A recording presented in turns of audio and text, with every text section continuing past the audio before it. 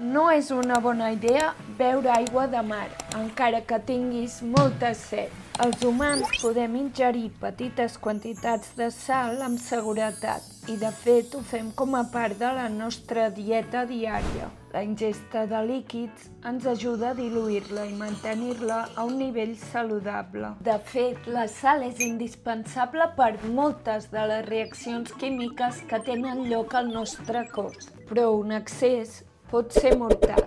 Si bevem aigua salada, els ronyons hauran de produir més orina per eliminar l'excés de sal i estarem expulsant més aigua de la que bevem. En casos extrems podríem arribar a morir de deshidratació. Llavors la solució simplement és beure més aigua de mar, no?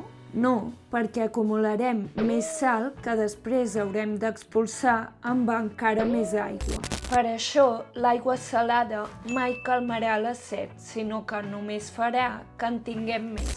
I per cert, l'aigua de mar conté microbis i alguns metalls pesants que podrien ser perjudicials per la salut.